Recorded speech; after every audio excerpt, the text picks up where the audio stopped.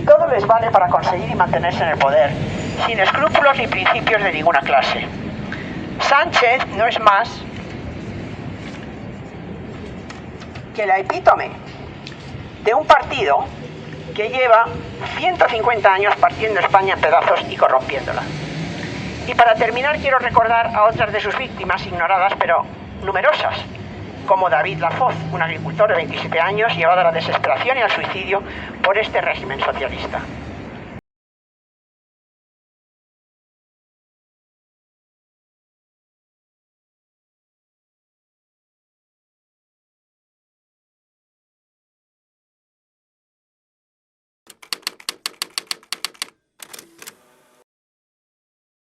Las checas son centros que asumían tareas represivas con facultades para realizar detenciones, requisas, torturas y asesinatos, que fueron creados en los primeros meses de la guerra civil por los milicianos de partidos y sindicatos de izquierda, en los cuales se encerraba y torturaba de manera sistemática a personas de derecha, católicas o simplemente sospechosas.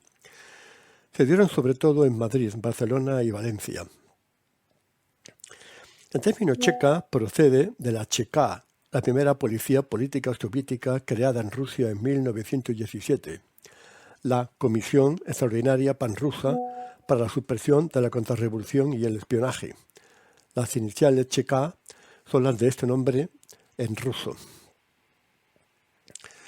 A diferencia del caso bolchevique, en España las checas no iban a ser exclusivas del Partido Comunista, sino de todas las organizaciones activas en la retaguardia controlada por el Frente Popular, que coincidían en la voluntad de exterminio de las personas y sectores sociales considerados un obstáculo para la nueva sociedad que se pretendía implantar. Antes del 18 de julio, el gobierno se apoyaba en las organizaciones revolucionarias de izquierda para obtener apoyo parlamentario y mantenerse en el poder. Al mismo tiempo, aquellas fomentaban una situación prerevolucionaria. Con el comienzo de la guerra, la revolución se abrió paso mediante la formación de comités, el reparto de armas, la actuación conjunta de las milicias con las fuerzas de seguridad del Estado y el inicio del terror. Después del 18 de julio, el marco constitucional, ya considerablemente erosionado desde el lanzamiento, había desaparecido totalmente para dar paso a un poder revolucionario asentado sobre los fusiles que controlaban la calle, con la convicción de que era necesario aniquilar a un conjunto de segmentos sociales a los que ahora, con mayor o menor razón, se asociaba al alzamiento. Esto significaba que la represión se ejecutaría también y preferentemente sobre personas cuyo único delito era pertenecer a un segmento social que estuviera en el punto de mira de los revolucionarios, por lo cual esta represión puede calificarse de auténtico genocidio.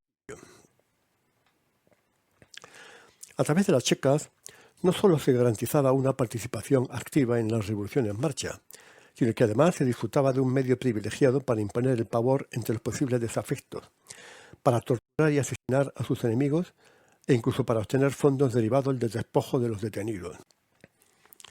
El funcionamiento de las checas resulta difícil de interpretar si se olvida la existencia en paralelo de un gobierno y de un proceso revolucionario, así como la pugna entre los protagonistas de este para determinar cuál de las fuerzas implicadas lograría imponer su hegemonía al resto. El periodo de mayor actividad de las checas transcurre entre la creación de las checas oficiales de Fomento de Bellas Artes, a principios de agosto de 1936, y la formación de las milicias de vigilancia de retaguardia, a finales de septiembre del mismo año. La actividad continúa hasta noviembre de 1936. Aunque inicialmente surgieron de forma espontánea, a principios de agosto de 1936, tras la creación del Comité Provincial de Investigación Pública, las checas pasan a trabajar en estrecho contacto con la Dirección General de Seguridad, desde donde se les hizo entrega de listas de sospechosos. También podían sacar presos de las cárceles oficiales. Checa de Bellas Artes y Fomento. A inicios de agosto de 1936 se celebró en el Palacio del Círculo de Bellas Artes una reunión decisiva que respondía a una convocatoria de Manuel Muñoz Martínez, director general de Seguridad. Muñoz Martínez no pertenecía a ninguno de los partidos que habían propugnado históricamente la revolución, sino que era diputado de Izquierda Republicana, la formación política de Manuel Azaña, y pertenecía a la masonería en la que ostentaba el grado 33.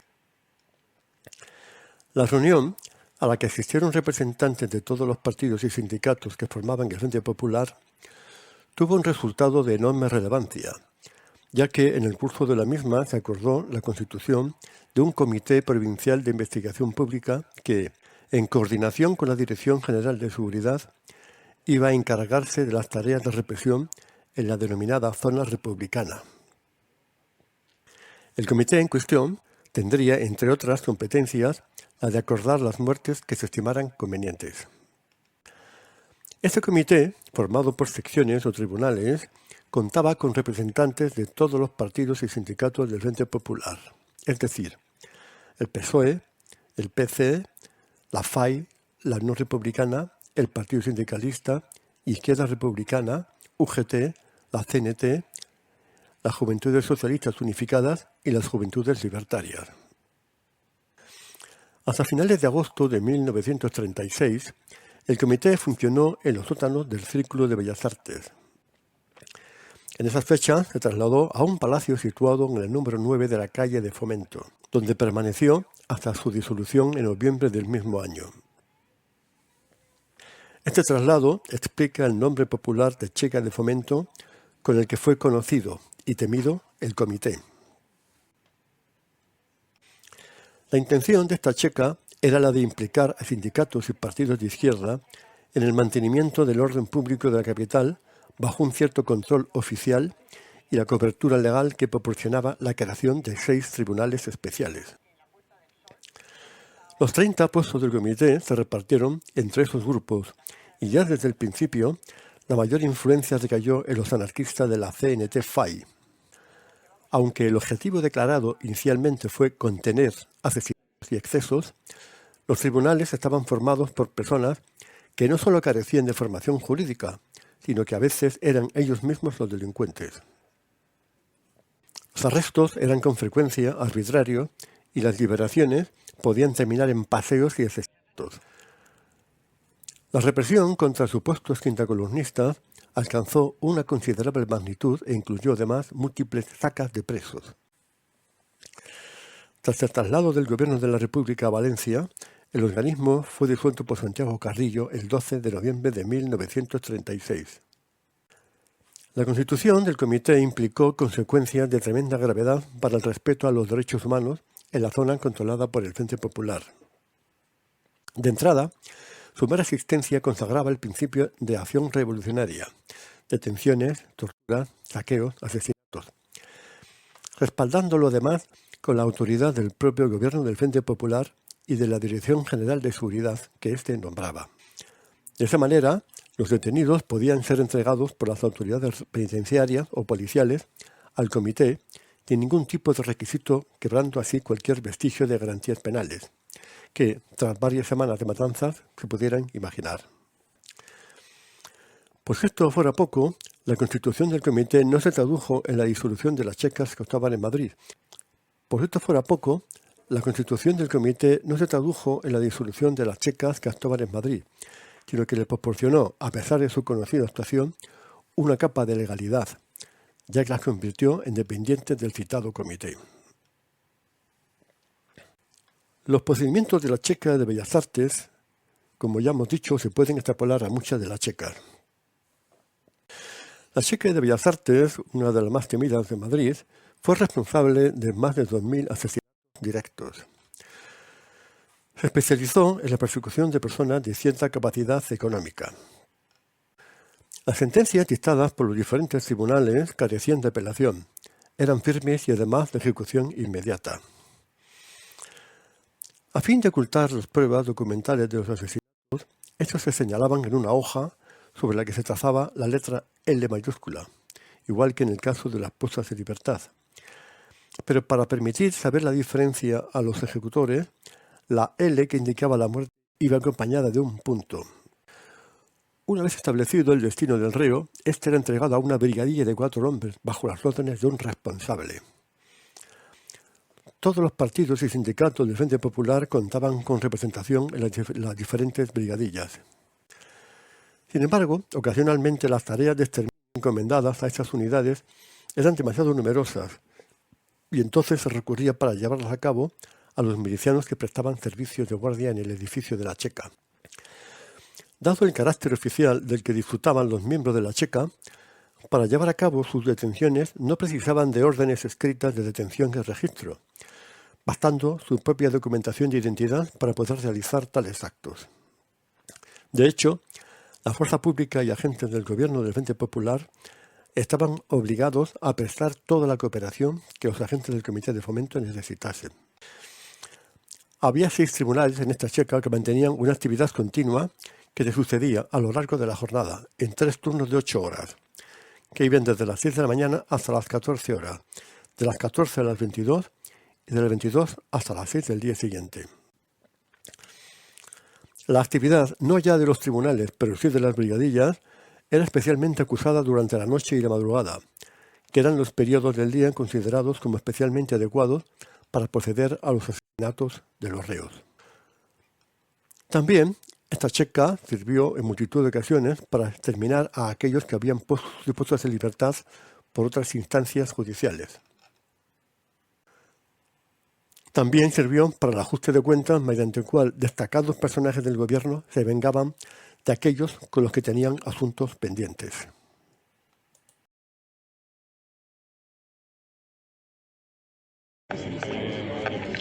Amparándose en la oscuridad de la noche, cometían suspiles asesinatos en las carreteras y cementerios de las afueras de la capital, así como en la casa de campo, en Maude o la llamada pradera de San Isidro, en donde, con las luces del día, aquel lugar se convertía en un espeluznante paisaje lleno de cadáveres, muerte y desolación.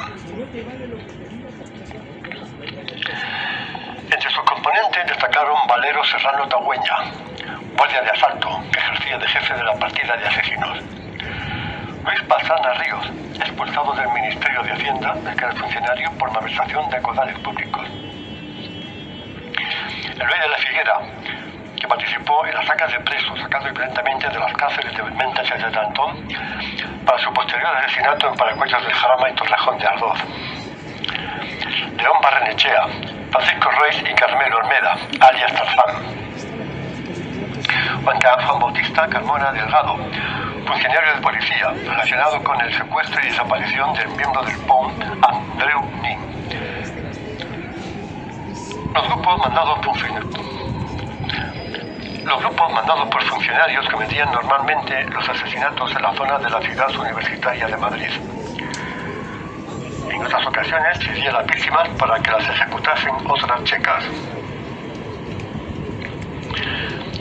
Entre las detenciones más importantes figuran la de don Melquiades Álvarez, que fue presidente de las Cortes y decano del Colegio de Abogados, el doctor Albiñana, el capitán Valdivia, que había sido director de seguridad en el periodo del bienio radical terrorista, el capitán de la Gándara y el general Araujo, así como otros jefes militares. La propia Secretaría Técnica de la Dirección General de Seguridad se encargaba de comunicar al alto mando de la dirección y a los directores de las diversas cárceles madrileñas las órdenes de libertad, entre comillas, que las checas y milicianos exigían con fórmula oficial y expeditiva, a fin de que les fuesen entregados los presos para darle el ministro paseo. La estancia de los detenidos, por regla general, en las dependencias de aquel lugar, no solía prorrogarse en demasía.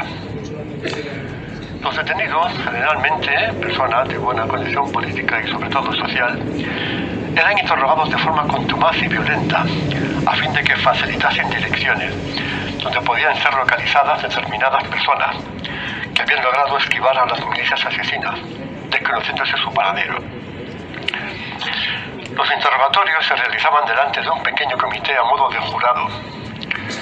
El miserable jurado formulaba numerosas preguntas a los interrogados. Si alguno de ellos se negaba a contestar, se le pasaba a 2 habitaciones contiguas, donde los miembros de la checa, una piara infecta de matones, se ensañaban de forma brutal con ellos, a base de refinados tormentos. Quienes no morían en el interrogatorio, que fueron muchos, recibían posteriormente la sentencia, que en la inmensa mayoría de los casos era de muerte. acción terrorífica de estos elementos iba más allá de la muerte y tortura de sus víctimas, allanando y destruyendo las casas de donde eran sacados los detenidos. Los tribunales de la Checa funcionaban de forma ininterrumpida y con carácter permanente durante todo el día, relevándose los siniestros miembros de los mismos cada 8 horas. Uno de los saqueos más productivos llevados a cabo por la escuadrilla del Amanecer fue el de la caja fuerte del Marqués de Retortillo, que entre otros objetos preciosos poseía una valiosa colección de relojes de oro que conservaba en el Banco de España y que fue repartida entre los componentes de la escuadrilla. Entre el botín de la escuadrilla se contaron cálices, custodia, otros objetos de culto, así como también obras de arte.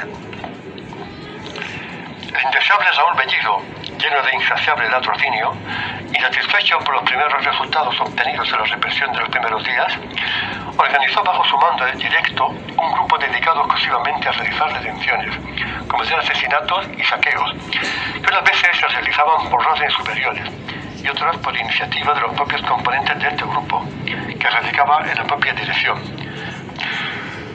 La escuadrilla del Amanecer compatibilizó su heroico trabajo en la Checa de la Dirección General con la tristemente célebre Checa de la calle de Fomento número 9.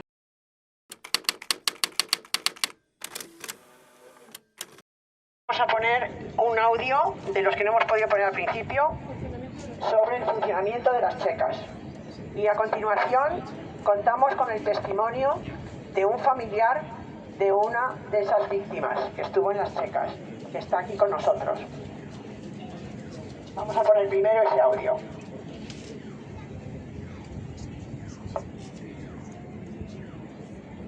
En cuanto al funcionamiento de las checas, podemos tomar como ejemplo los utilizados por las checas de Bellas Artes, los cuales se pueden extrapolar a muchas de las checas. Su modus operandi se iniciaba con las detenciones arbitrarias procedentes de delaciones, la parodia de juicios sin presentación de pruebas ni acusaciones y la condena, que cuando era a muerte se ejecutaba de forma inmediata por los milicianos que aguardaban a la puerta del tribunal. Desde luego, resulta difícil descartar que, al menos en algunas ocasiones, la razón fundamental de las detenciones fuera meramente el robo, pues la represión incluía la incautación de sus bienes sin ninguna limitación, hasta el punto de que la actividad de la checa y los emolumentos de sus integrantes se sufragaban con estas incautaciones, lo que condujo a innumerables abusos y exacciones. En otras ocasiones, tal fusilamiento solo puede suponerse la existencia de antipatías personales en las que no había mezcladas ni motivaciones políticas, ni religiosas, ni económicas, ni sociales. Los interrogatorios se encaminaban desde el principio a arrancar al reo alguna confesión sobre sus creencias religiosas o simpatías políticas, circunstancias ambas que servían para incriminarlo con facilidad. En el curso de este interrogatorio, el acusado no disfrutaba de ninguna defensa profesional e incluso era común que se le intentara engañar afirmando que se poseía una ficha en la que aparecía su filiación política. En el curso de este interrogatorio, el acusado no disfrutaba de ninguna defensa profesional e incluso era común que se le intentara engañar afirmando que se poseía una ficha en la que aparecía su filiación política. Como mal añadido, se daba la circunstancia de que los reos eran juzgados de manera apresurada y masiva, lo que facilitaba, sin duda alguna, la tarea de los ejecutores, pero eliminaba cualquier sombra de garantía procesal. Concluidos los interrogatorios, sin que se tomara acta de lo sucedido ni se procediera a la firma de la misma, se decidía la suerte de los acusados, que, en su inmensa mayoría, eran condenados a muerte y asesinados de madrugada. Resultaría injusto e inexacto atribuir esos desmanes a la labor de incontrolados. En primer lugar, cada partido y sindicato del Frente Popular era plenamente consciente de lo que estaba sucediendo en esos centros y lo consideraba lícito dentro de su especial cosmovisión. Sin embargo, más importante es el hecho de que las autoridades republicanas no solo no pensaron en acabar con esas conductas, sino que incluso se ocuparon de intentar coordinarlas para proporcionarles una mayor eficacia. La Secretaría Técnica del Director de Seguridad a cargo de José Raúl Bellido ofrecía a las checas y milicias todos los datos que operaban en sus archivos para que procedieran con más facilidad a su tarea de represión. No solo facilitaba de esa manera la labor de localizar y señalar a los que iban a ser detenidos, torturados y fusilados, sino que además esa Secretaría Técnica cursaba órdenes a los establecimientos penitenciarios para que entregaran a las checas a aquellos detenidos cuyo asesinato había sido decidido. Los jueces, agentes y milicianos de las checas, por orden del director general de Seguridad, Manuel Muñoz, cobraban sus saberes de las incautaciones y saqueos en casas de honrados madrileños. Se pagaban sobre todo con cantidades en metálico, sacadas y robadas de cajas fuertes de casas y apartamentos, sin necesidad de recurrir a realizar el pago de semejantes y heroicos servicios con monedas de oro, plata o alhajas de gran valor, robadas también a aquellos indefensos y aterrados ciudadanos. Ese sobrante de monedas y joyas se entregaba en la Dirección General de Seguridad, que las repartía a su gusto y antojo. A ver, a continuación... Al revés. A continuación vamos a poner un audio sobre los tipos de torturas de las checas, para que os hagáis una idea de la clase de gente que era esta. Y también deciros que esto fue tan tremendo y tan horrendo que hasta Stalin les dijo que bajaran el tono, que se habían pasado. Y se montó un escándalo diplomático cuando se enteraron los embajadores de algunos países, como el de Noruega, Felix Schleier, y hicieron una protesta al gobierno republicano por lo que estaba ocurriendo en las checas, que aunque eran clandestinas, pues se supo lo que estaba pasando, evidentemente. Va a salir publicada en las redes, una entrevista que le han hecho a César Vidal, precisamente el autor de uno de los libros de estas checas de Madrid, muy sonado ese libro hace unos años, que ha sido entrevistado por Alicia Rubio y por Laureano Benítez, que es el que ha grabado estos audios, que tiene también un libro que se llama El Himalaya de Mentiras de la Memoria Histórica, que tenemos en nuestra página de desmontandolaleyenda.es, junto con el de César Vidal y con el estudio del CEU, que hizo también sobre las checas, con fondos de la memoria histórica, en tiempos de Zapatero, mira por dónde. Entonces, todo eso lo podéis ver en nuestra página web, que ya hemos dicho, desmontandolaleyenda.es, y a continuación vamos a poner el audio de 3 minutos de en qué consistían esas torturas. O sea, están también en nuestra página web, está tomado de fuentes fidedignas, no nos hemos inventado nada, y después de eso vamos a tener el testimonio del familiar de una de esas víctimas que estuvo en una de esas checas, y creo que fue asesinado, ¿no? Sí. Entonces, vamos a oír esto, ahora que estamos aquí en la sombra, y después ya seguimos a la Puerta del Sol, y ahora vamos a rezar después también una oración por ellos, correspondiente a la de la checa de Bellas Artes, que no la hemos rezado, entonces la rezaremos ahora, porque en cada checa vamos a rezar una oración cortita para pedir por ellos y pedir su intercesión. Contar brevemente cuáles eran las técnicas de tortura en las checas. Muy brevemente, porque son espantosas, nos vamos a morir todos, y además están en nuestra página web de desmontandolaleyenda.es. La tiene que saber la gente que pasa por aquí, que no lo sabe tampoco. A ver, la primera era, una de ellas, el submarino seco. Si la víctima no hablaba, le encasquetaban una bolsa de plástico que le cubría toda la cabeza hasta el cuello, ajustándola al mismo con el objetivo de asfixiarle. A veces también utilizaban un cinturón que ceñían alrededor del cuello para provocar la estrangulación. 2. La banderilla. Consistía en inyectar en las manos y los pies del preso agua mezclada con heces para provocarles dolorosos abscesos en los miembros infectados y la disfuncionalidad de los mismos. 3. Técnica del badajo. Consistía en colgar a la víctima con las manos atadas en la espalda. Pasaban una cuerda por una polea y se la ataban a las muñecas. Luego tiraban de la cuerda hasta que la persona quedaba levantada del suelo hasta romperle los omóplatos. Unos angelitos, vamos. Los del Frente Popular. 4. Técnica del empetao. La víctima desnuda era atada en decúbito prono, o sea, boca abajo, sobre un banco con las piernas a cada lado. Los interrogadores le introducían a la víctima el cuello de una botella por el recto, empujando hacia dentro del intestino. Una vez introducida media botella, tiraban de la botella, la cual hacía de ventosa y succionaba las vísceras. Si la víctima era una mujer, realizaban la misma técnica por la web, ahí lo podéis ver. Y pues os podéis hacer una idea de lo que era el Frente Popular.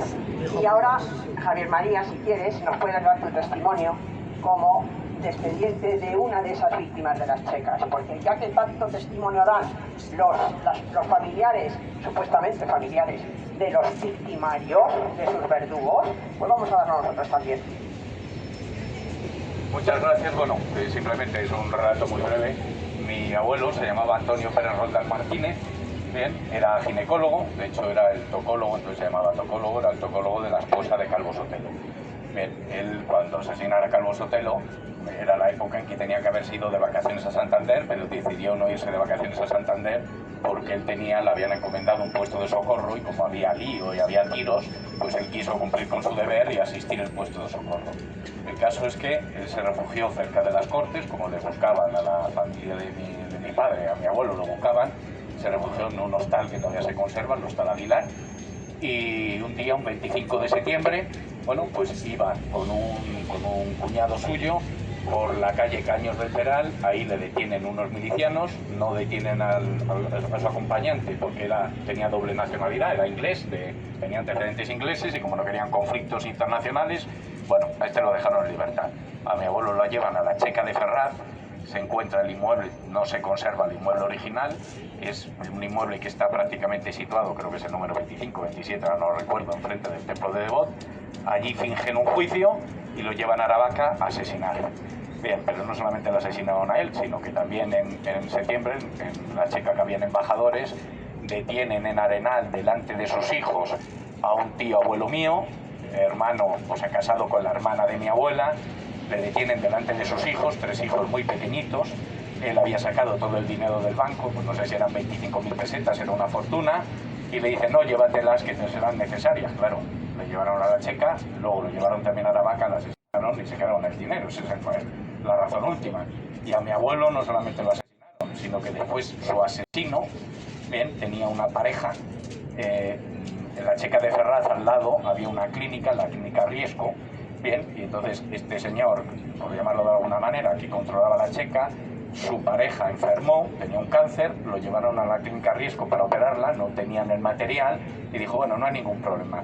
Hemos matado al doctor Pérez Roldán, vamos a su casa, él vivía en la plaza del Marqués de Salamanca, era la mejor clínica que había en ese momento en Madrid, se llevaron todo el material y se llevaron las ropas de mi abuela, las joyas de mi abuela, que se las dieron a la segunda pareja que tuvo este señor, porque cuando le dijo el médico que no la podía operar, murió allí en la camilla, cogió a otra miliciana y dijo, tú serás mi compañera.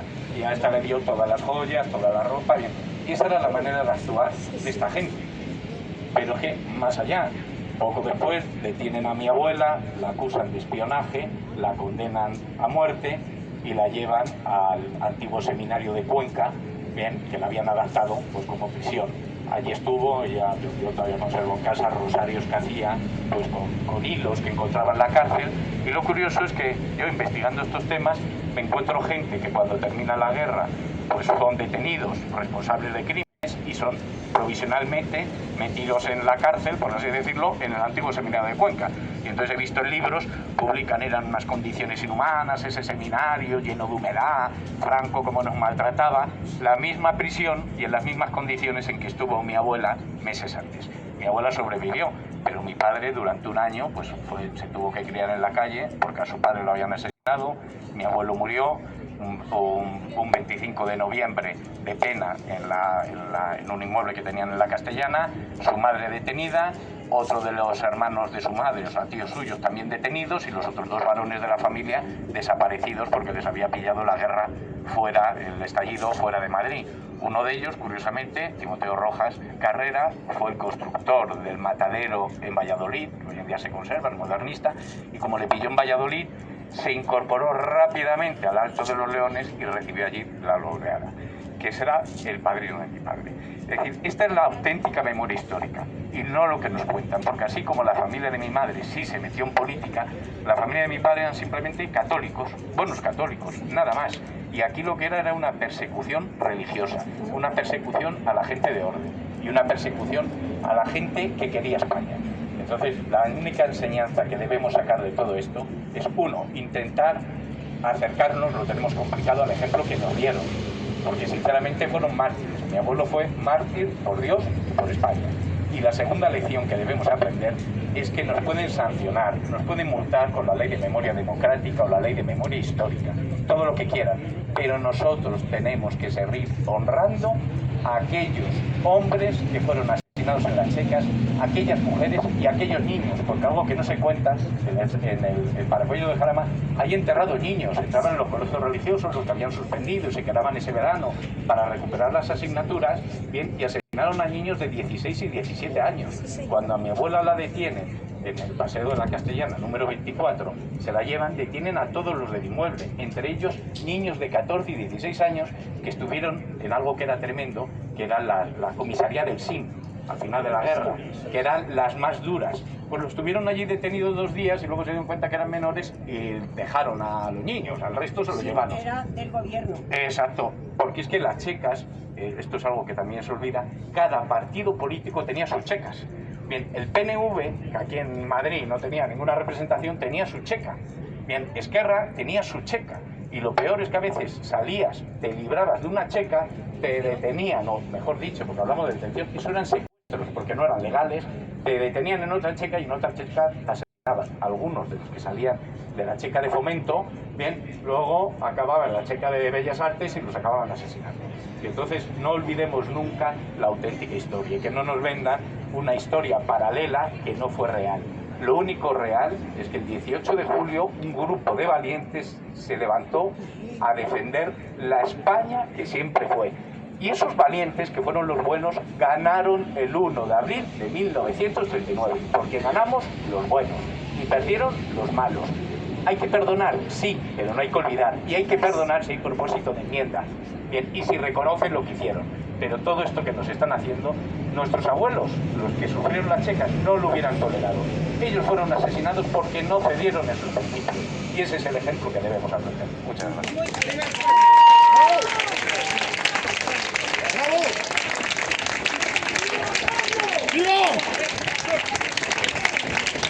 ¡Viva Cristo Rey! Muchas gracias, Javier María Pérez Recarte, que por eso también defiende España a muerte y lucha contra la corrupción del Partido Socialista, que no es solo corrupto, sino también criminal, porque nunca pidieron perdón por esos crímenes. El PSOE nunca pidió perdón, igual que la ETA tampoco ha pedido perdón. O sea, ellos son todos iguales, no piden perdón y siguen haciendo lo mismo.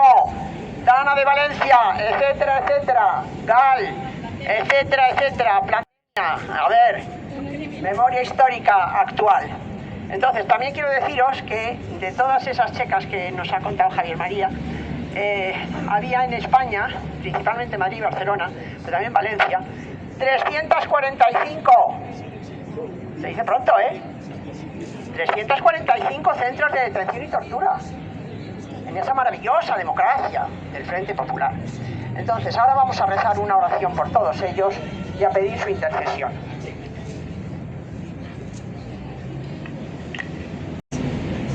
En el nombre del Padre, del Hijo y del Espíritu Santo. Amén. Padre nuestro que estás en el cielo, mira el sufrimiento de tus hijos, que fueron torturados por odio a tu ley, en las checas de la Segunda República, y hazles justicia. Te pedimos que les tengas en tu gloria y que su sacrificio sirva para liberar a España de los sucesores de sus verdugos. Por su intercesión y la de toda la Iglesia triunfante y purgante, concédenos desterrar de la vida pública a quienes defienden y perpetúan los horrendos crímenes que entonces se cometieron en España. Te lo pedimos por Jesucristo nuestro Señor y Salvador. Amén. Entonces, yo os digo una cosa, que a propósito de eso, de que ahora en el primer acto que hizo Sánchez sobre los 50 años de Franco, dijo que Largo Caballero, el que era presidente del gobierno en ese tiempo, de las checas, había sido un buen socialista y que le admiraba, ¿vale? Más claro, agua. Entonces son los mismos. Y en este acto vamos a pedirle a Dios en cada checa que por su intercesión podamos desterrarles de la vida pública de una podrida vez, porque están destruyendo España y mientras todavía quede algo de España, a ver si conseguimos salvarla. Con que vamos a seguir ahora a la checa de la Puerta del Sol, donde rezaremos otra oración por ellos y seguiremos la ruta. ¡A por ello! Bueno, yo el testimonio mío es corto. Simplemente cuando tenía 13 años, mi abuelo me contó que a él le habían pegado un tiro en la guerra, pero que... No estaba en el frente.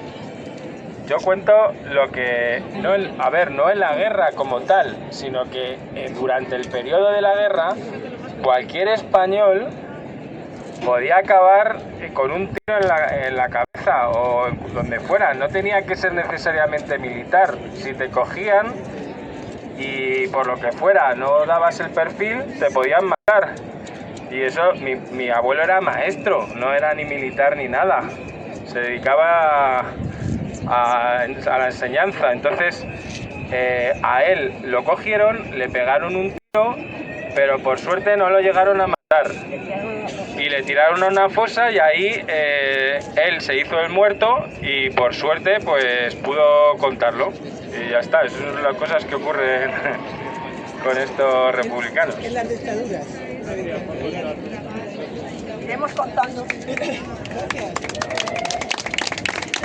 Iremos contando más testimonios que nos vaya contando la gente. Iremos subiéndolos a nuestra página web de desmontandolaLeyenda.es, que es donde tenemos esta campaña de las checas. A ver, acaba de contar su testimonio otro de los presentes, que su abuelo, que era maestro, recibió un tiro, así porque sí, y le tiraron a una fosa, pero se hizo el muerto, afortunadamente, y le dieron por muerto y le dejaron. Sobrevivió. Y se lo contó cuando él era pequeño.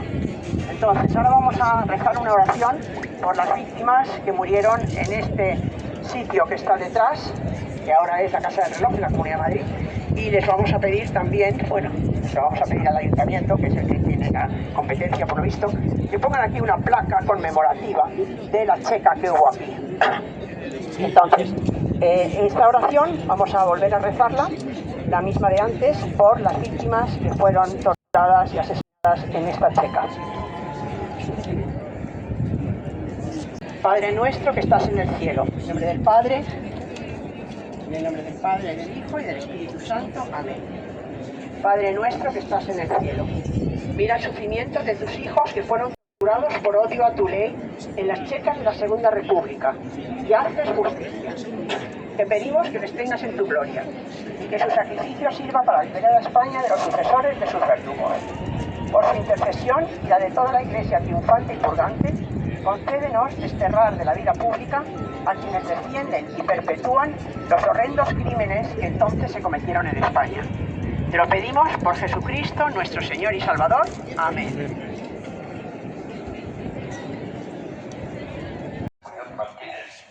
Director General de Seguridad. Muñoz Martínez no pertenecía a uno de los partidos que habían propugnado históricamente la revolución, sino que era diputado de Izquierda Republicana, la formación política de Manuel Azaña, y pertenecía a la masonería en la que se estaba aliado Felipe Pérez. La reunión, a la que asistieron representantes de todos los partidos y sindicatos que formaban el Frente Popular, tuvo un resultado de enorme relevancia, ya que en el curso de la misma se acordó la constitución de un comité provincial de investigación pública que, en coordinación con la Dirección General de Seguridad, iba a encargarse de las tareas de represión en la denominada zona republicana. El comité en cuestión tendría, entre otras competencias, la de acordar las muertes que se estimaran convenientes.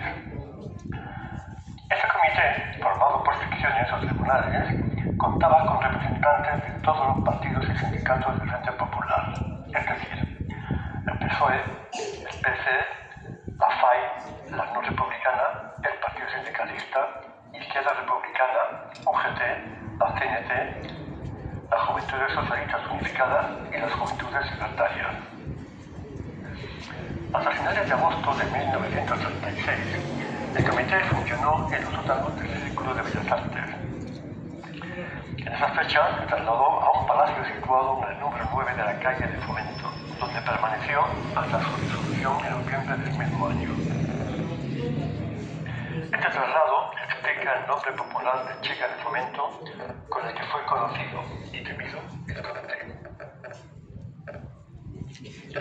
La intención de esta propuesta checa era la de implicar a sindicatos y partidos de izquierda en el mantenimiento del orden público de la capital bajo un cierto control oficial y la cobertura legal que proporcionaba la creación de 6 tribunales especiales. Los 30 puestos del comité se repartieron en 3 subgrupos y ya desde el principio la mayor influencia recayó en los anarquistas de la CNT-FAI.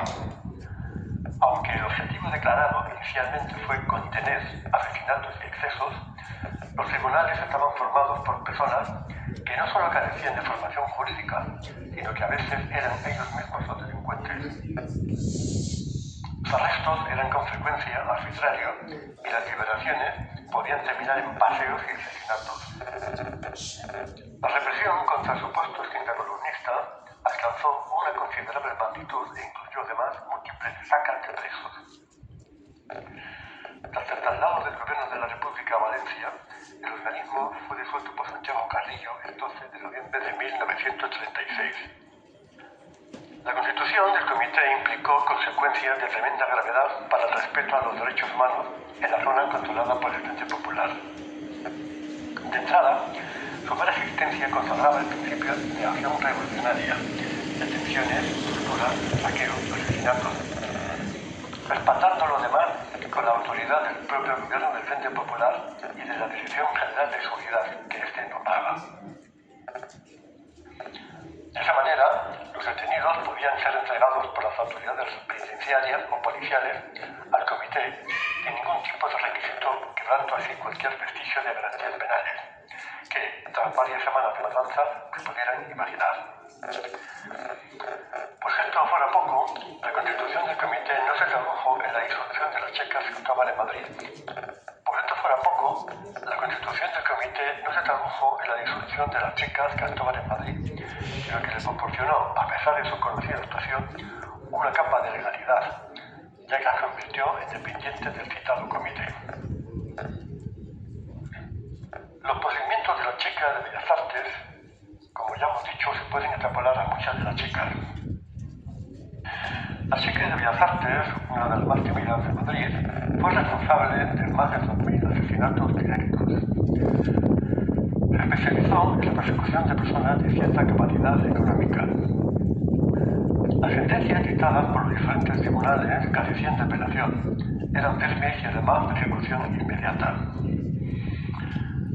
A fin de ocultar las pruebas documentales de los asesinatos, estos se señalaban en una hoja sobre la que se trazaba la letra L mayúscula, igual que en el caso de las puestas en libertad.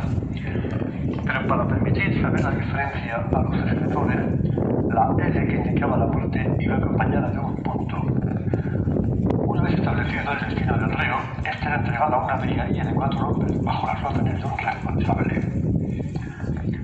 Todos los partidos y sindicatos del Frente Popular contaban con representación en las diferentes brigadillas. Sin embargo, ocasionalmente las tareas de exterminio encomendadas a estas unidades eran demasiado numerosas y entonces se recurría para llevarlas a cabo a los milicianos que prestaban servicios de guardia en el edificio de la checa. Dado el carácter oficial del que disfrutaban los miembros de la checa, para llevar a cabo sus detenciones no precisaban de órdenes escritas de detención y registro, bastando su propia documentación de identidad para poder realizar tales actos. De hecho, la fuerza pública y agentes del gobierno del Frente Popular estaban obligados a prestar toda la cooperación que los agentes del Comité de Fomento necesitasen. Había 6 tribunales en esta checa que mantenían una actividad continua que les sucedía a lo largo de la jornada en 3 turnos de 8 horas, que iban desde las 6 de la mañana hasta las 14 horas, de las 14 a las 22 y de las 22 hasta las 6 del día siguiente. La actividad, no ya de los tribunales, pero sí de las brigadillas, era especialmente acusada durante la noche y la madrugada, que eran los periodos del día considerados como especialmente adecuados para proceder a los asesinatos de los reos. También, esta checa sirvió en multitud de ocasiones para determinar a aquellos que habían puesto en libertad por otras instancias judiciales. También sirvió para el ajuste de cuentas mediante el cual destacados personajes del gobierno se vengaban de aquellos con los que tenían asuntos pendientes.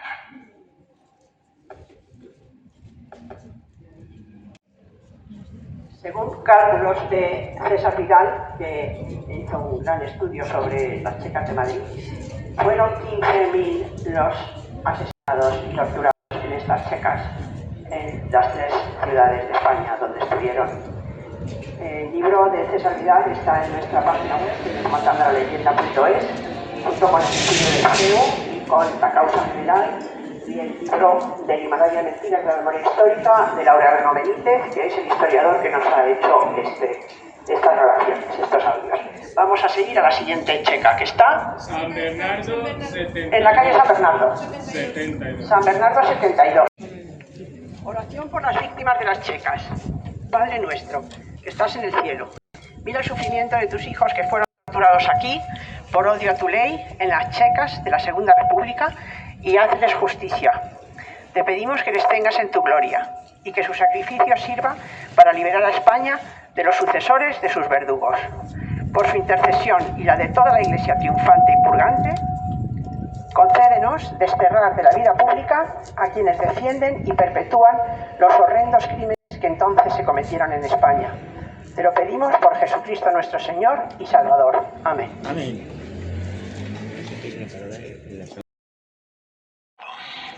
Estaba ubicada en el número 72 de la calle de San Bernardo, en el convento de las Salesas, y estaba representada por el Partido Comunista de España.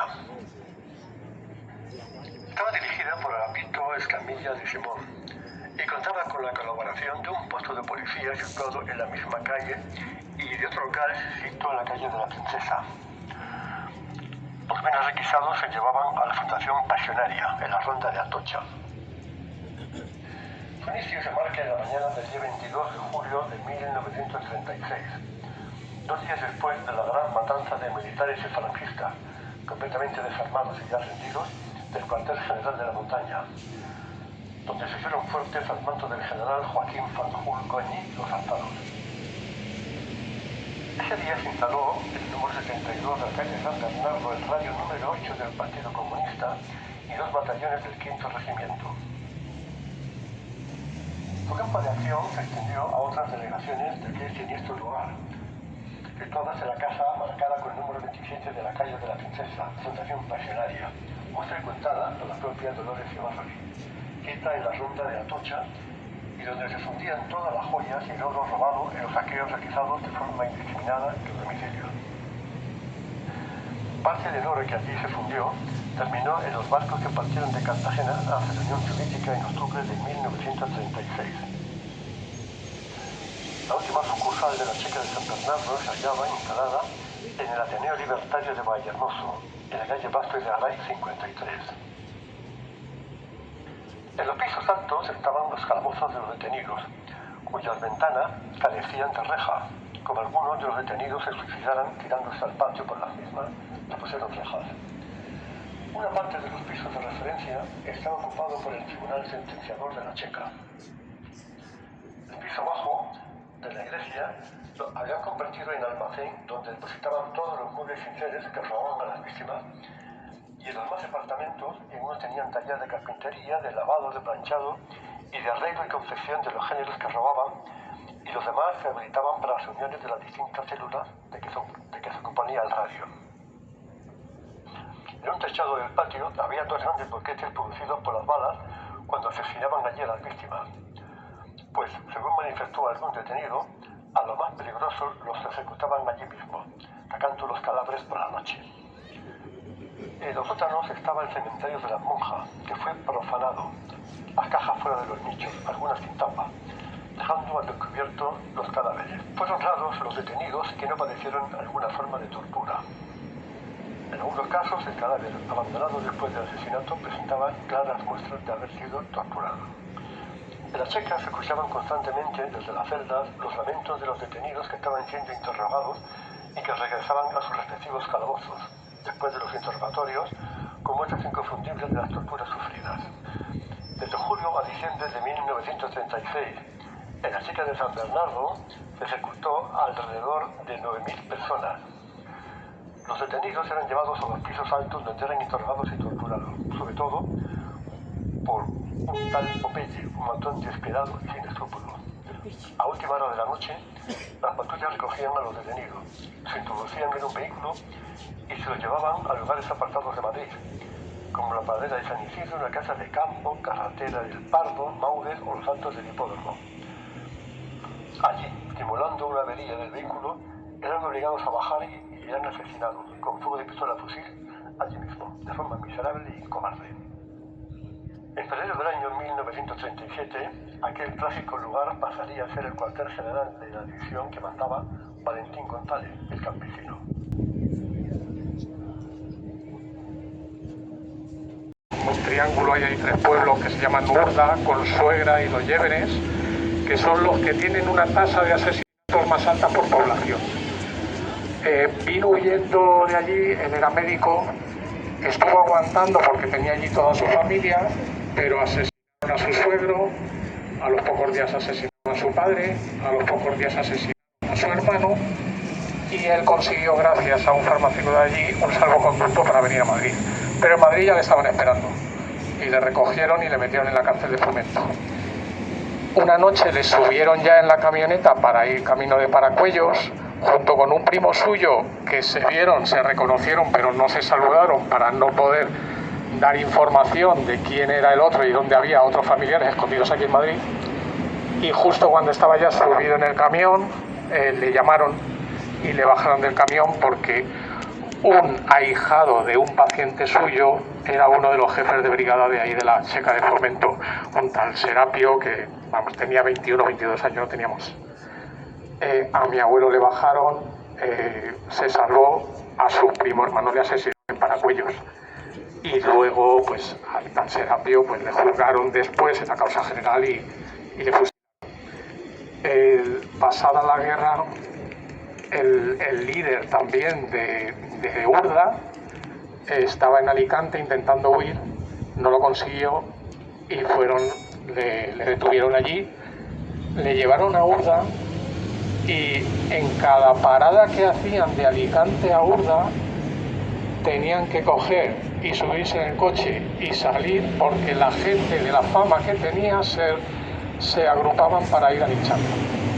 De todos los asesinatos que había cometido el antiguo alcalde de Urda, que era el líder de todos, de tener en cuenta un pueblo de 3.000 habitantes, pues asesinaron en torno a unos 114. Ah, sí. Luego, cuando terminó la guerra, aquellos que habían reclutado y que habían obligado a ir al frente, que podían tener sí, de la República, porque allí fue zona roja, fue los 3 años de la guerra. Pues aquellos que volvieron al pueblo dijeron, nosotros nos hemos ido a luchar, pero vosotros os habéis quedado aquí a asesinar. Hubo más muertos en la retaguardia que en el frente. En la retaguardia republicana, claro. Bueno, vamos a rezar ahora la oración por las víctimas de esta checa, que por la pinta que tiene debieron ser bastante numerosas.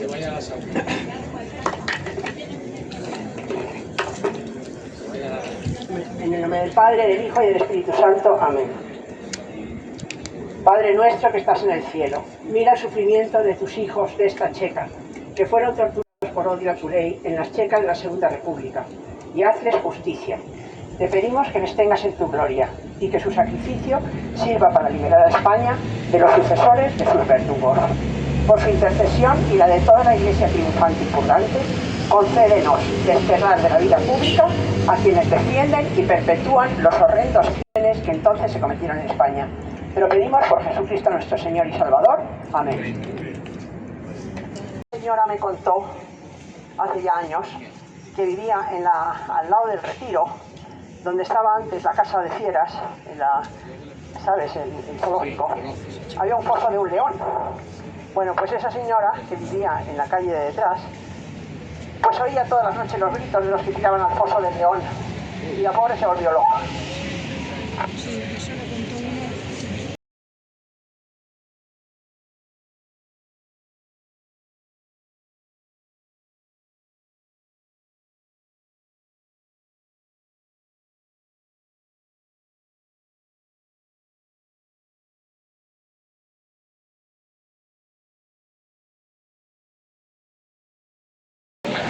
especialmente a las dedicadas al servicio doméstico.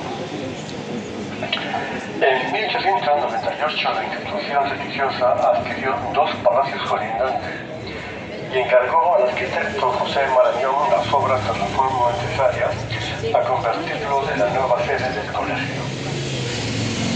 En 1910 el arquitecto Daniel Zavala y Álvarez hizo una nueva ampliación y construyó una iglesia muy agraciada en estilo neogótico, justo en medio de los edificios palaciegos.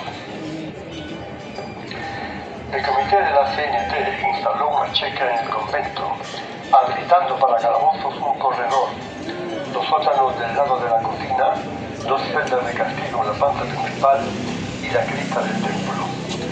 También tenían habilitado para interrogar a los detenidos unos salones existentes en el primer piso, donde algunos de ellos pasaron más de 2 días.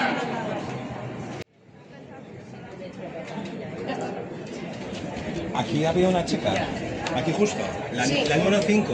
Aquí justo había una checa, porque aquí había un convento que tomaron los republicanos y lo usaron como checa. Y ahora vamos a rezar la oración.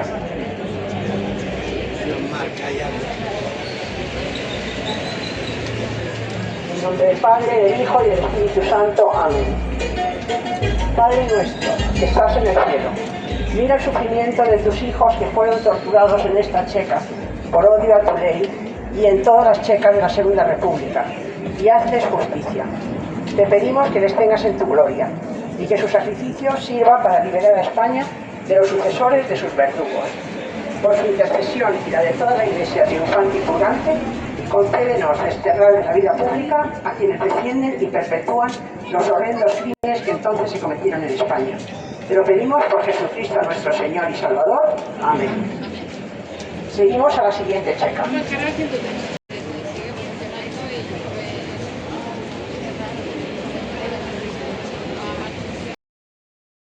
Siguiente parada, 103.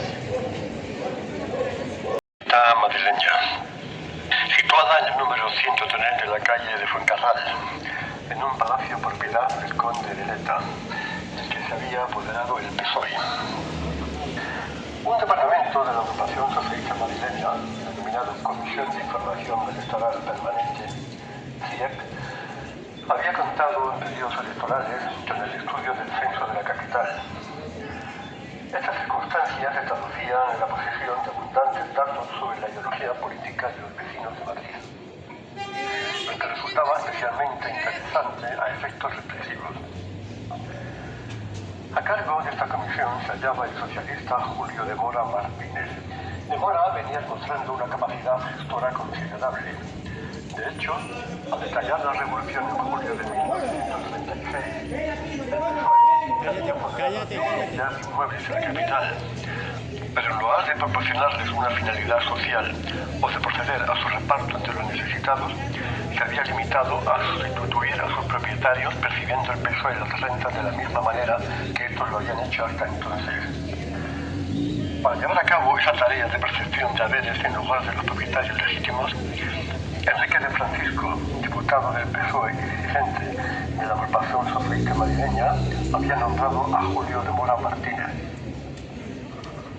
La transformación en checa de lo que hasta entonces había sido un organismo de información y percepción de rentas se llevó a cabo mediante la adscripción de un cierto número de agentes de policía de reciente creación y afiliados al PSOE. Su mando corría a cargo de Anselmo Burgos Gil, un policía profesional que con posterioridad sería el jefe de la escolta del embajador de la Unión Soviética en España, y de David Vázquez Valdominos, que más adelante participaría en algunos de los episodios más famosos de la represión soviética en la zona controlada por el Frente Popular. Como en el caso de otra checa, practicó numerosas detenciones y asesinatos. En algunas ocasiones, estas acciones fueron realizadas directamente y en otras recurriendo al expediente de entregar a los detenidos a la checa de Fomento para que ésta procediera a darles muerte. Las acciones del socialista Julio de Mora y de sus chequistas fueron también similares a las realizadas por otras checas en relación al exterminio del clero. En octubre de 1936, por ejemplo, de Mora dio órdenes directas para que se asesinara a un grupo de monjas que había sido detenido por sus órdenes. Sin embargo, quizás el aspecto más significativo de la actuación del socialista de Mora fue que, desde los primeros días de la guerra, fue consciente, quizás informado por sus superiores del PSOE o del Frente Popular, de que los asesinatos pasarían a convertirse en matanzas masivas de detenidos. Así, ya en agosto de 1936, de Mora dio órdenes para que se abrieran fosas en el pueblo de Boadilla, que debían servir para los enterramientos en masa de los asesinados por las checas. En otras palabras, la adopción del sistema bolchevique de matanzas y enterramientos masivos. En nombre del Padre, del Hijo y del Espíritu Santo. Amén. Padre nuestro que estás en el cielo, mira el sufrimiento de tus hijos que fueron torturados en esta checa por odio a tu ley y en todas las checas de la Segunda República, y hazles justicia. Te pedimos que les tengas en tu gloria y que su sacrificio sirva para liberar a España de los sucesores de sus verdugos. Por su intercesión y la de toda la Iglesia triunfante y purgante, concédenos desterrar de la vida pública a quienes defienden y perpetúan los horrendos crímenes que entonces se cometieron en España. Te lo pedimos por Jesucristo nuestro Señor y Salvador. Amén. Bueno, ahora vamos a la siguiente. Esta es la checa número 6. Esta es la checa número 6, Raúl. No es la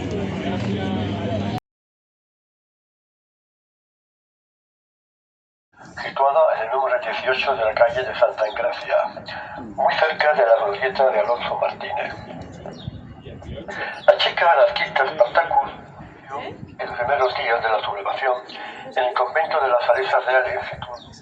¿Qué pasa, que no es aquí? Sí, 18. Este lugar había sido donado a la orden religiosa de las Salesas por el marqués de Cubas, después de que su antiguo convento fuera convertido en Palacio de Justicia. El inicio de la Guerra Civil en Madrid propició que el convento fuera incautado por parte de la CNT-FAI, con la finalidad de que fuese la sede de una columna anarquista. Sin embargo, la iglesia, los claustros y jardines de las Salesas Reales de Chamberí también se convirtieron en la sede del Comité Central que se iba a encargar de depurar el cuerpo de la Guardia Civil para su transformación en la Guardia Nacional Republicana. Pese a permanecer en líneas generales leales al gobierno, la Benemérita generaba mucha desconfianza en el Frente Popular. Por eso, se tomó la decisión de disolver este cuerpo de seguridad durante los primeros compases de la contienda. El Comité Central Depurador estaba formado por guardias civiles, suboficiales, clases y tropa, y por elementos de los distintos partidos políticos con una preeminencia de la CNT, dado que el presidente más activo y protagonista fue el anarquista José Luzón Morales. Este comité depurador utilizó las dependencias religiosas de las Salesas Reales como centro de detención o checa. Allí se aglutinó a un gran número de guardias civiles desafectos al régimen republicano, según los responsables del citado comité. El antiguo agente del benemérito cuerpo Ambrosio Pacero Gómez, ascendido al alférez a poco de comenzar la guerra, estaba al frente de esta checa, que muy pronto se convertiría en una de las más temidas de Madrid.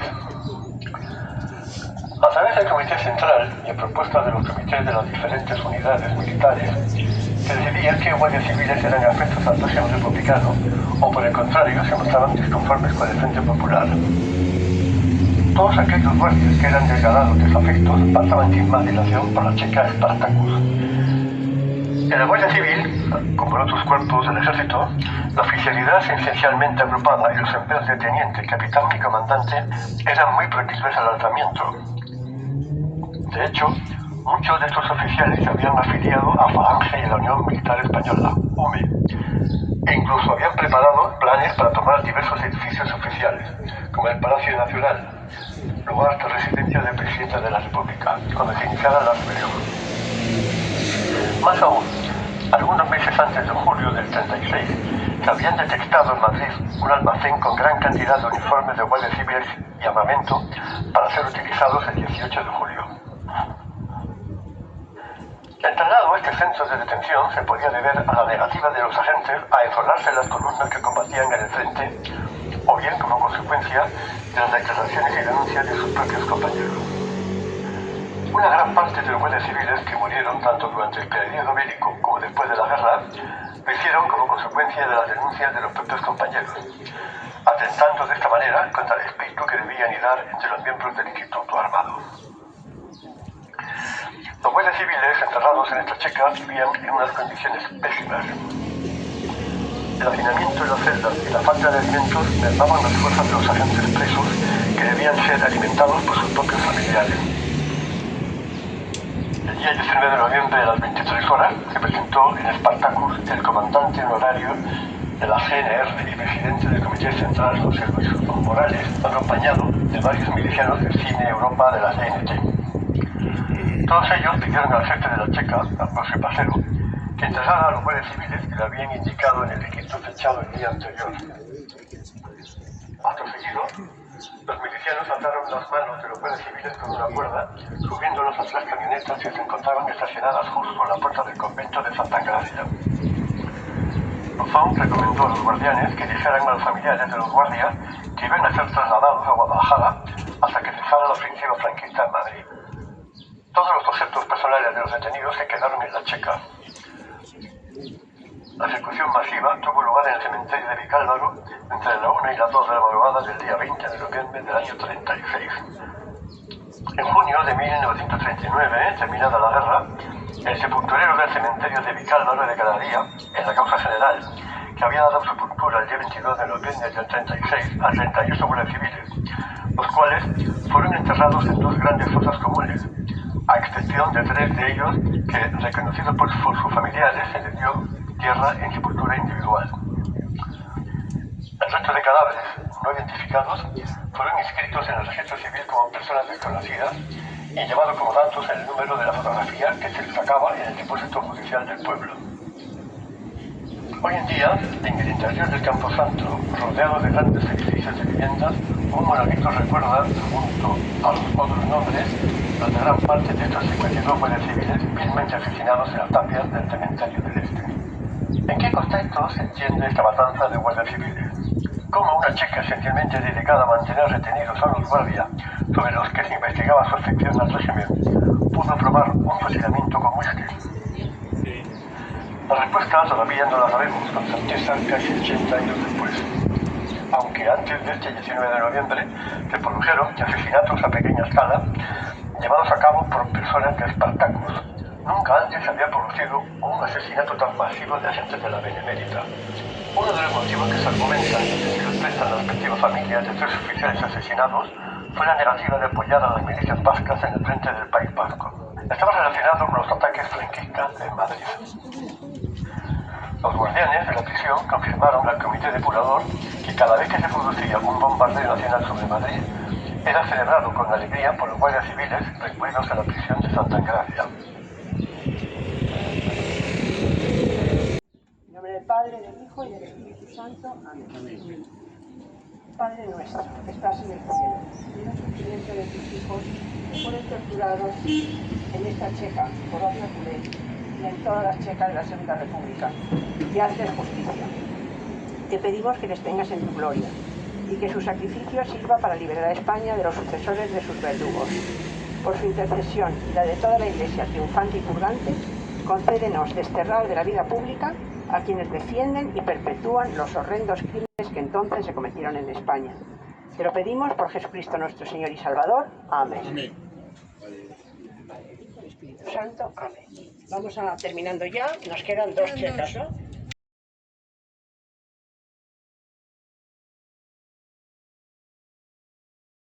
Franquista fiscal, la cual, además de la sede oficial citada, contaba con 2 sucursales en el número 7 de la calle Fernández de la Hoz y en el número 17 de la calle Caracas. El edificio de la checa del Círculo Socialista del Sur y de la Compañía de Enlace, dependiente del Ministerio de la Gobernación, tenía planta baja y 2 pisos. En la primera planta había un cuartelillo para la guardia, los cuartos de los detenidos, la escalera, el patio de coches, había 5 o 6, y la portería.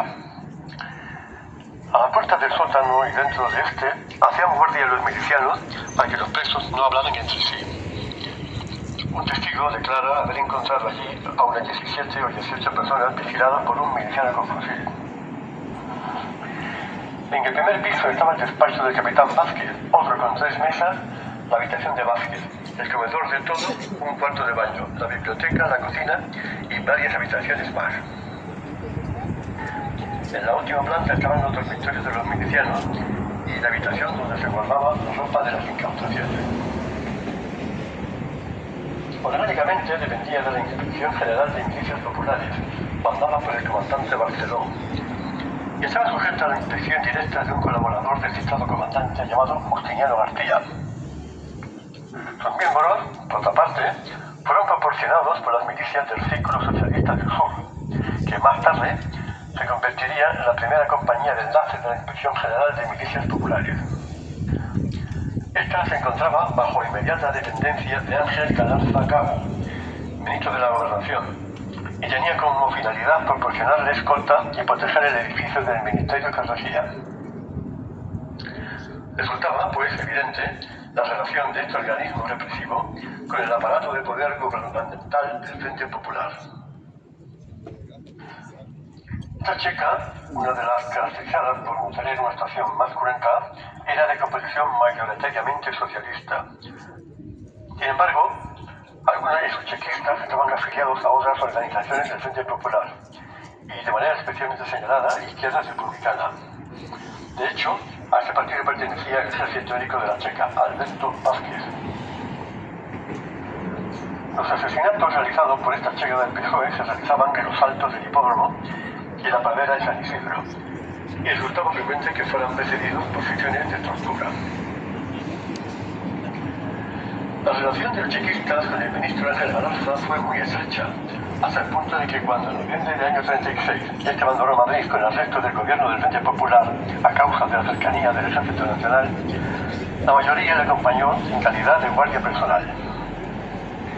Como en el caso de los demás checas, la del Marqués de Riscal se había beneficiado de los frutos de repetidos saqueos.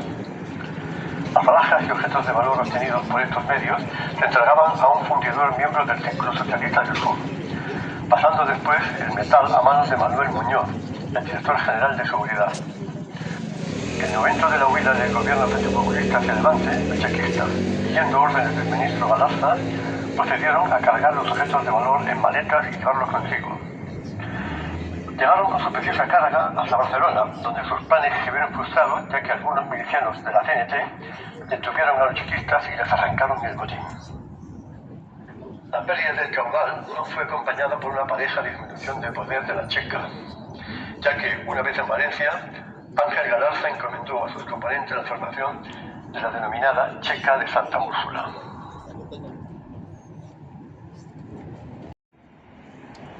Vamos a rezar la oración por las víctimas de esta checa. En nombre del Padre, del Hijo y del Espíritu Santo. Amén. Padre nuestro que estás en el cielo, mira el sufrimiento de tus hijos que fueron torturados en esta checa por odio a tu ley y en todas las checas de la Segunda República, y hazles justicia.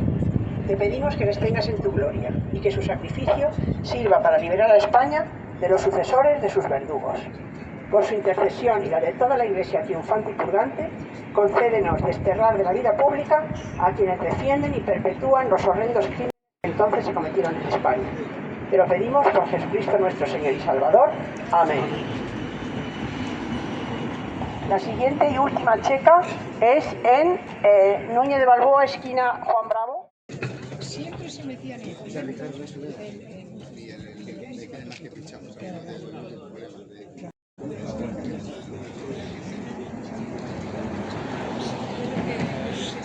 Los padres.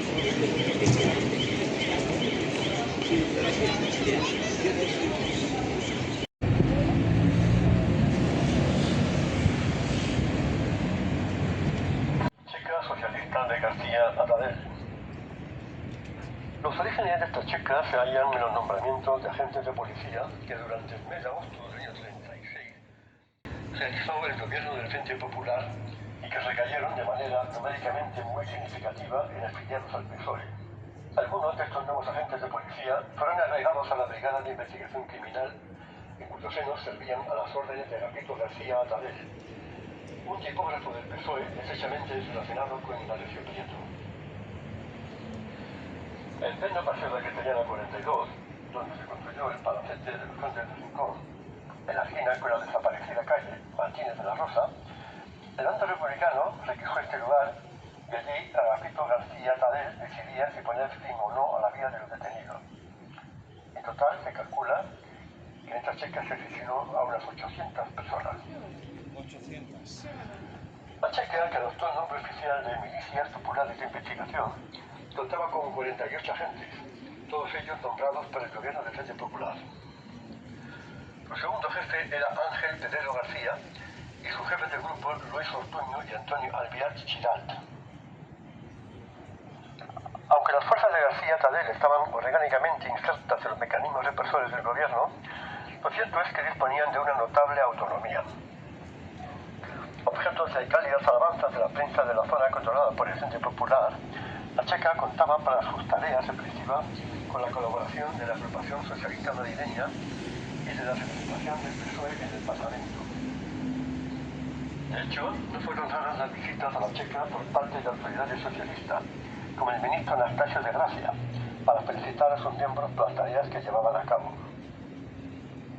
Esta identificación no resulta extraña, por cuanto la checa socialista de García Tadel se encargó en distintas ocasiones de asesinar a personas con las que tenían enemistad distintos dirigentes del PSOE. La checa de García Tadel demostró una eficacia extraordinaria a la hora de realizar incautaciones de bienes económicos y detenciones.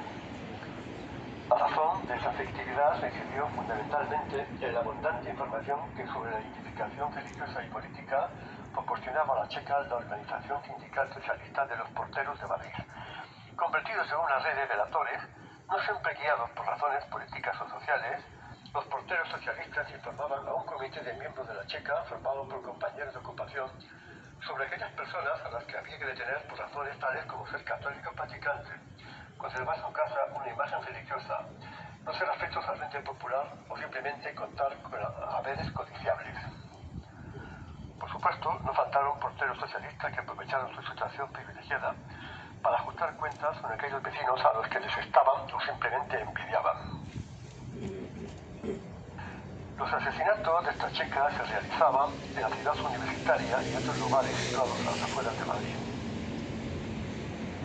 Esta checa tuvo un rápido final y muy inesperado. A fines de octubre del 36, su dirigente, acompañado de dos chequistas, decidieron abandonar Madrid con todo el dinero y las alhajas que pudieron llevar consigo. De manera inesperada, el barco que conducía a García Tadel y sus cómplices a América atracó en el puerto canario desde Santa Cruz de la Palma, a razón controlado por los alzados. Tanto Agapito como sus compañeros fueron detenidos por la Policía Nacional y se les trasladó a Sevilla, donde se les sometió a un proceso llevado a cabo por un tribunal militar. Hallados culpables de numerosos crímenes, fueron condenados a muerte y ejecutados. Con ellos también iba a morir la checa socialista de García Tadel en noviembre de 1936.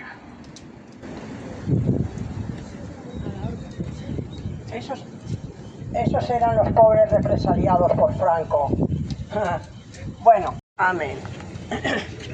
Padre nuestro, que estás en el cielo, mira el sufrimiento de tus hijos que fueron torturados por odio a tu ley en esta checa y en las checas de la Segunda República, y hazles justicia. Te pedimos que les tengas en tu gloria y que su sacrificio sirva para liberar a España de los sucesores de sus verdugos. Por su intercesión y la de toda la Iglesia triunfante y purgante, concédenos desterrar de la vida pública a quienes defienden y perpetúan los horrendos crímenes que entonces se cometieron en España. Te lo pedimos por Jesucristo nuestro Señor y Salvador. Amén. Amén. Bueno, seguro que Dios nos está escuchando, que lo sepáis, porque para empezar la ley Bolaños se ha parado. Y no dicen que a lo mejor después del verano. ¡Bravo!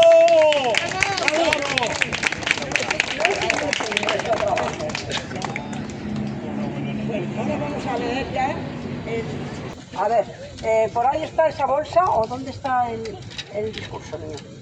El discurso de... Aquí, lo tengo yo. Porque la mentira es un arma revolucionaria, según ellos, y todo les vale para conseguir y mantenerse en el poder, sin escrúpulos ni principios de ninguna clase. Sánchez no es más que la epítome de un partido que lleva 150 años partiendo España en pedazos y corrompiéndola. Y para terminar quiero recordar a otras de sus víctimas ignoradas pero numerosas, como David Lafoz, un agricultor de 27 años llevado a la desesperación y al suicidio por este régimen socialista. Por ellos, por todos, acabemos con el PSOE. Pedimos la colaboración de todos los españoles de bien para desterrar de la vida pública a los sucesores de quienes cometieron estos crímenes tan horrendos en las checas, partidos, sindicatos apoyados por el PSOE de entonces. Y para ello pedimos la intercesión de sus víctimas con una oración que hemos rezado delante de todas las checas. ¡Viva España! ¡Viva! ¡Arriba España! ¡Arriba!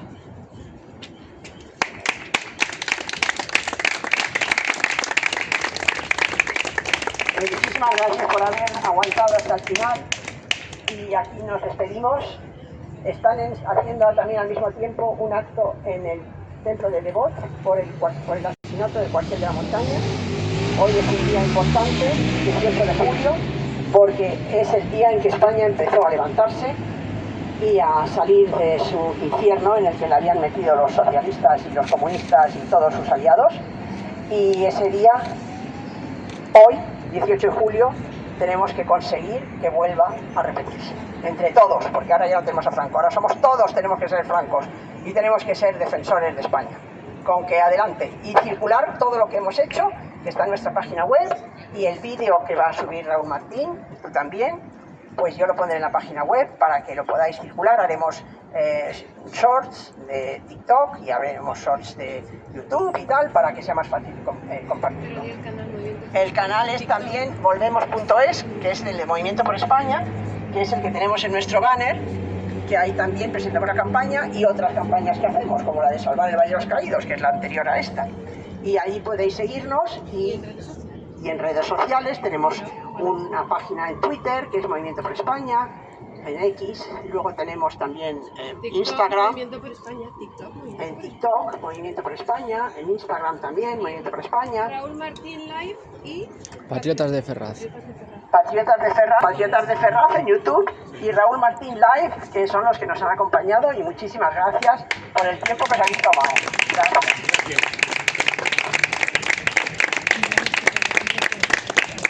Y Raúl Martín Live.